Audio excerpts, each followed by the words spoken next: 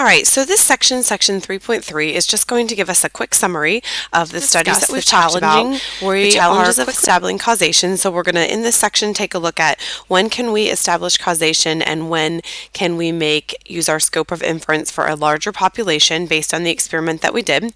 We're going to define the scope of inference. So basically, who can we apply the results of the experiment to, and can we establish cause and effect? And the last thing that we're going to quickly take a look at is describe the data ethics in designing studies. So basically, what kind of studies can we actually perform on people? There are lots of experiments that, we'd like to test, but we can't necessarily do because it would be unethical. Okay, so the first thing is how can we make conclusions beyond the data that we've collected? So the U.S. Census Bureau carries out a monthly current population survey of 60,000 households. Their goal is to use this data from these randomly selected households to estimate the percent of unemployed in the population.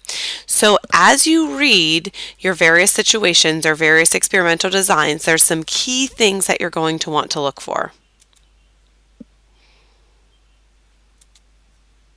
Okay, so the key thing that you're going to look for, the takeaway from this section, is that the data was randomly selected, okay, from a certain amount of households. Well, what can we do with that information?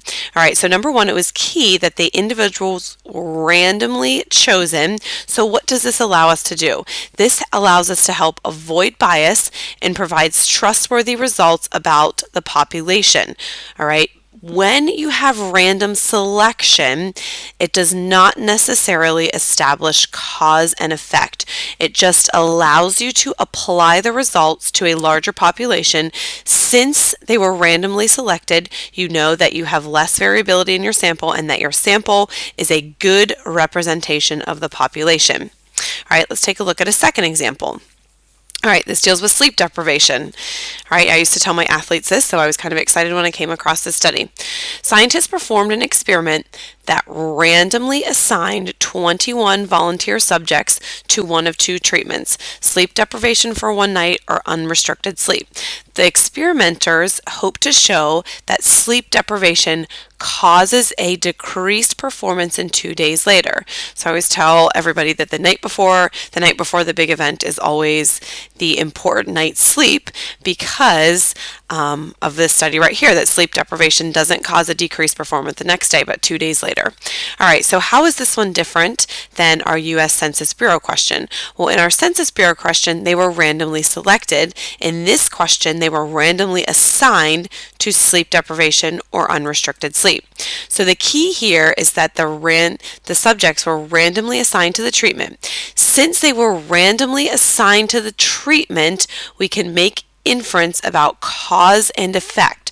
So did sleep deprivation for one night cause a decrease in performance 2 days later? We can make that inference based on the fact that they were randomly assigned to the treatment.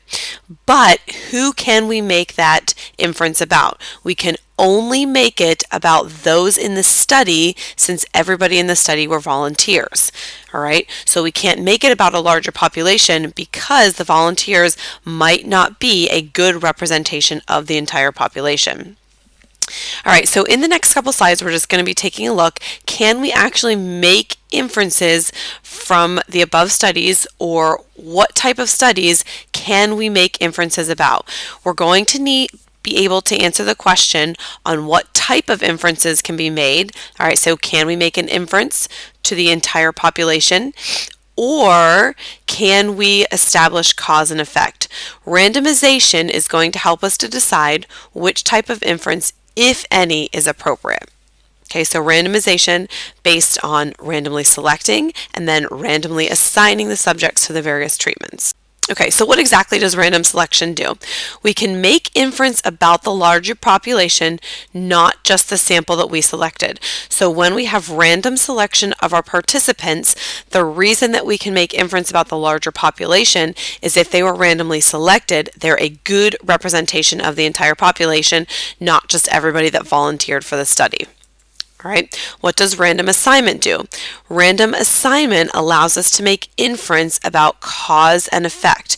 Since we randomly assigned the treatment to one group or the other, okay, it reduces variability within the groups, and it's not all people of, everybody that eats really healthy diets is getting one treatment versus people that don't get healthy diets get another treatment, okay, when they're mixed between the two treatments, and we can establish cause and effect.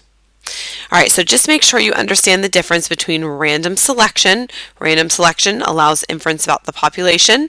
Random assignment allows us to make inference about cause and effect. Please check the wording of the question carefully to see if there's random selection and random assignment. So what I would start doing, and this is going to be important as you're going through later sections, I would start underlining, highlighting keywords in the questions that you're given. All right, so what exactly type of inference can we make from a particular study? So the answer depends on the design of the study. So remember, that's going to be random assignment and random selection or a simple random sample, okay? Not sure why I wrote SAS.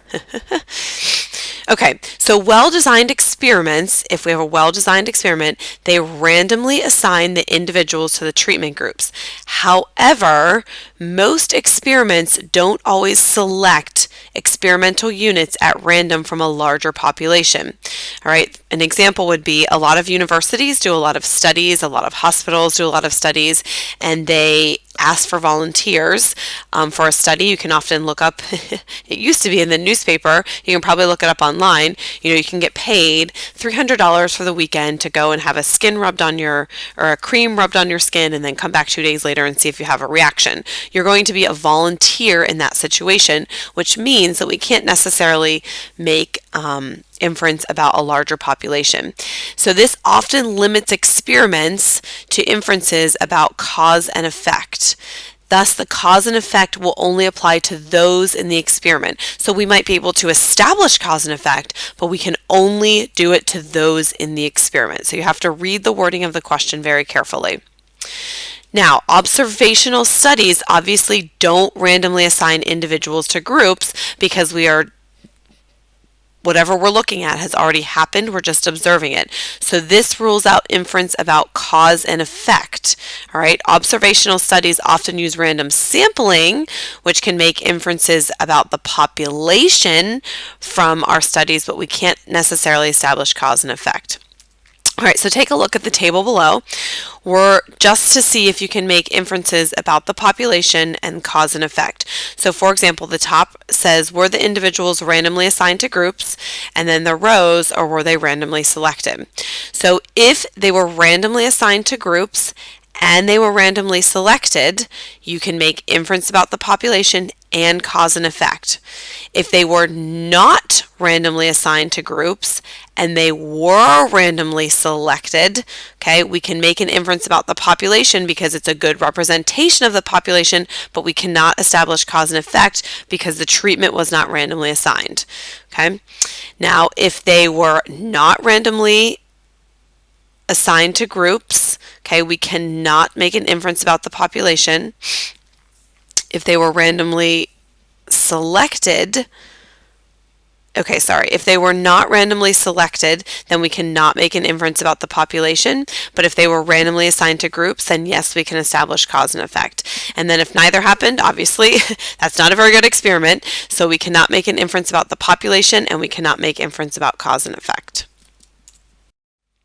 All right, so there are challenges of establishing causation. All right, a well-designed experiment tells us that changes in the explanatory variable cause changes in the response variable. All right, so if you have sleep deprivation, do you actually have you don't perform as well on a task 2 days later. So lack of realism can limit our ability to apply the conclusions of an experiment to settings of greater interest. All right, because sometimes it isn't practical or ethical to do an experiment. So let's take a look at these questions. Does texting while driving increase the risk of having an accident? Well, you can't have people text and drive and see if they have an accident. The only thing you can do is look at accidents that have actually occurred and seen if people were texting and driving. Okay, so that's more of an observational study. Or the other thing you could do is a simulation. So you could have a simulation of people texting while they're driving. Do they crash the car, not crash the car? But it's not going to happen where you can assign people to text or not text while driving. So does going to church regularly help people live longer? Okay, well, you can take a look at people that actually do go to church, look at their, the length of their lives versus people that do not, but it's not really an experiment that you can perform because you can't force people to go to church. Okay, and then how about, does smoking cause lung cancer? Well, you can't tell one group of people to smoke their whole lives and one group of people not to smoke their whole lives. That's not very ethical. Can't do an experiment on that.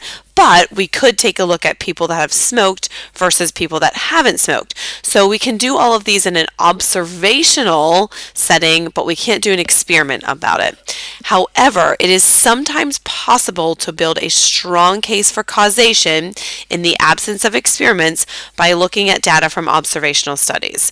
Okay, so sometimes we can use observational studies to help establish cause and effect, but there's going to be some specific guidelines to do that. All right, so when we can't do an experiment, we use the following criteria for establishing causation. Number one, the association is strong. So oftentimes, if I look at all of the car accidents and I notice that in 75% of the car accidents, people are texting and driving.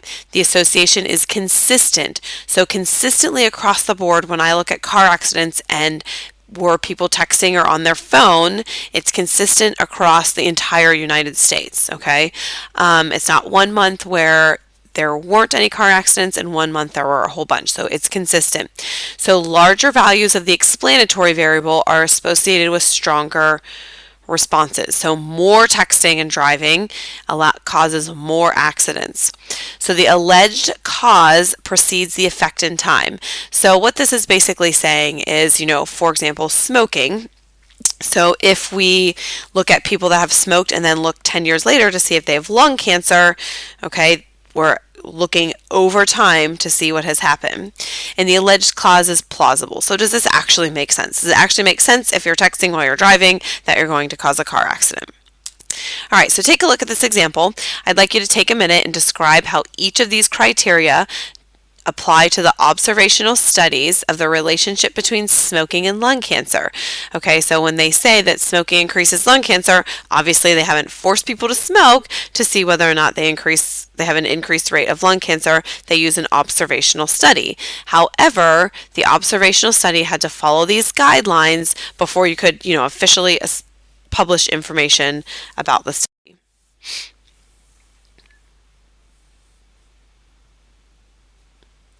Okay, so let's see how you did. Number one, the association between smoking and lung cancer is very strong. So a lot of people that have lung cancer have smoked in the past. The association is consistent. So consistent says that many studies of different kinds of people in many countries link smoking to lung cancer. So it's not just one study, studies all over the world. This reduces the chance that some other variable specific to one group or one study explains the association. So this is basically like reducing confounding. So was it smoking that caused lung cancer, or was it the air quality? Well, if it's done in China where the air quality is bad and smoking still increases your risk of lung cancer, but it's also done in the United States and in Alaska, which is also part of the United States, and South America and New Zealand and Russia, and they all come up with the same results, we can't necessarily say that it's just the air quality. It could be the fact that smoking does increase lung cancer. People who smoke more cigarettes per day or smoke over a longer period get lung cancer more often. Okay, so increased response in the explanatory variable causes an increased response in the response variable. People who stop smoking often reduce their risk. So lung cancer develops after years of smoking. The number of men dying of lung cancer rose as smoking became more common with a lag of about 30 years. So that's the overtime thing. So lung cancer kills more men than any other forms of cancer. Experiments with animals, now some of you may say this is unethical, shows that tar from cigarettes do cause cancer. The evidence for causation is overwhelming, but it's not as strong as the evidence that would have been provided by a well-designed experiment. So we do have really strong evidence based on our observations, but obviously we can't do an experiment on this situation.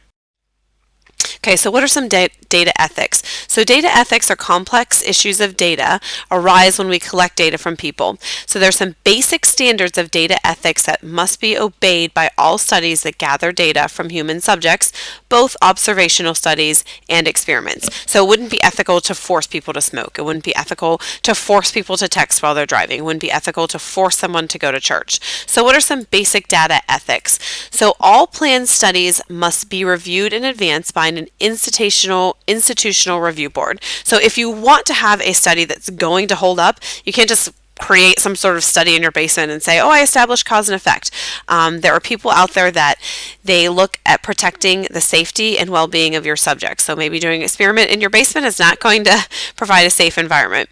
So all individuals who are subjects must give their informed consent before the data is collected. So they have to understand that they're in the study and that they're participating. They don't know whether or not they're getting the treatment or the placebo, okay, but they have to actually agree to be in the study. And all data must be kept confidential. So only statistical summaries for groups of subjects may be made public. So you can write a summary, but you cannot write specific names of people as you're writing your summary. So in this section, we just learned about the inference about the population. So remember that in order to make an inference about the population, we have to randomly select, okay, and we need to randomly assign treatments if we want to allow for cause and effect. So the lack of realism can prevent us from generalizing its results. Like I said, you can't force people to smoke, drive, or go to church. In the absence of an experiment, good evidence of causation requires a strong association that appears consistently in many studies, is a clear explanation for the link, and a careful examination of possible lurking variables. Was it the air quality in China or the smoking that caused lung cancer? So studies involving humans must be screened in advance by an institutional review board. All participants must give their informed consent, and any information must be kept confidential.